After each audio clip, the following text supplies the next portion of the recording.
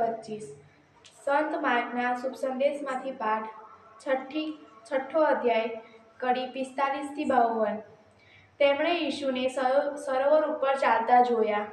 5000 માણસોએ ધરાઈને ખાધું। ત્યારે પછી વિના વિલંબે ઈસુએ પોતાના શિષ્યોને હોડીમાં બેસાડીને પોતાની આગળ સામે પાર બૈતસૈદા મોકલી દીધા અને પોતે લોકોને વિદાય કરવા રોકાયા। લોકોને વિદાય કર્યા પછી ઈસુ પ્રાર્થના કરવા માટે પર્વત પર ચાલ્યા ગયા। સાંજ પડી ત્યારે હોડી મધ સરોવરમાં પહોંચી ગઈ હતી અને તેઓ એકલા ભૂમિ ઉપર હતા। પવન સામો હતો એટલે શિષ્યોને હલેસા મારતા ઘણી મહેનત પડતી હતી। તે જોઈને રાતના લગભગ ચોથા પહોરે ઈસુ સરોવર ઉપર ચાલતા તેમની પાસે આવી પહોંચ્યા। ઈસુ તેમની પાસે થઈને ચાલ્યા જવાના હતા, પણ તેમને સરોવર ઉપર ચાલતા જોઈને આ કોઈ ભૂત છે એમ માનીને શિષ્યોએ બૂમ પાડી ઉઠ્યા, કારણ એમને જોઈને તે બધા અત્યંત ભયભીત થઈ ગયા હતા। પણ તે જ ક્ષણે ઈસુએ તેમને કહ્યું, હિંમત રાખો, એ તો હું છું, બીસો નહીં। પછી તેઓ તેમની સાથે હોડીમાં ચડી ગયા એટલે પવન ચડી ગયો। આ જોઈને શિષ્યોના આશ્ચર્યનો પાર ન રહ્યો।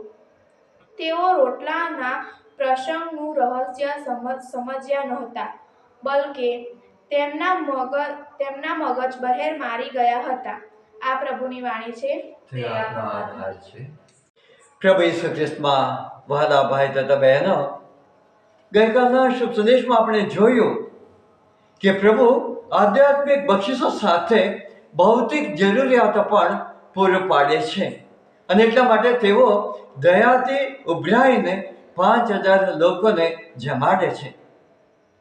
આજના શુભ સંદેશમાં જુદી રીતે એને જ દયા દાખવી રહેતા આપણને જોવા મળે છે।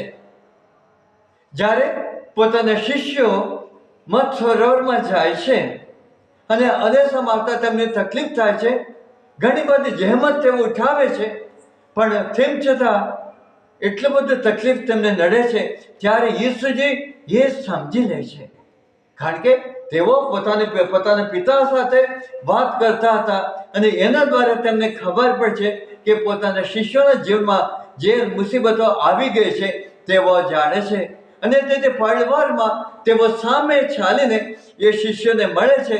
ત્યારે શિષ્યોની આંખો હજુ ઉઘડી નથી। કેનો મતલબ છે, જે પ્રભુ ચમત્કારિક રીતે તમને જમાડ્યા હતા એ પ્રભુ પોતે છે, તો ઈશ્વરના પુત્ર છે, ઈસા મસીહ છે, એ હજુ તેઓ સમજી શક્યા નથી। અને તેથી જ્યારે એ જ પ્રભુ સામે ચાલીને તેમને મળવા આવે છે તો ત્યારે તેઓ સમજી શક્યા નથી, એટલા માટે તેઓ ગભરાટમાં આવી જાય છે અને બૂમો પાડે છે, એ તો ભૂત છે। એટલે તેમને લાગ્યું આવું બન્યું, અમે બધા મરી ગયા। એ રીતે તેઓ વિચાર કરે, જ્યારે બૂમ પાડે છે એ પળવારમાં પ્રભુ પોતે ધીમેથી બોલે છે, ગભરાશો નહીં, એ તો હું છું।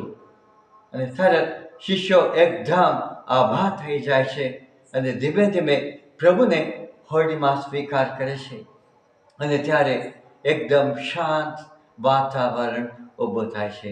આ પ્રિય ભાઈ તથા બહેનો, આ શુભ સંદેશ દ્વારા આપણે જોઈ શકીએ દરેકના જીવનમાં આવા ઘણા બધા સંકટના સમય આવે છે, કટોકટી પરિસ્થિતિ ઊભી થાય છે, ત્યારે શું આપણે પણ પ્રભુને આપણા જીવનના નૌકામાં સ્વીકાર કરીએ, ત્યારે આપણા જીવનમાં પણ એવી ગાઢ શાંતિ પ્રેરાઈ જાય છે અને આપણે પણ ભવ્ય જીવન જીવી શકીએ એમ છીએ।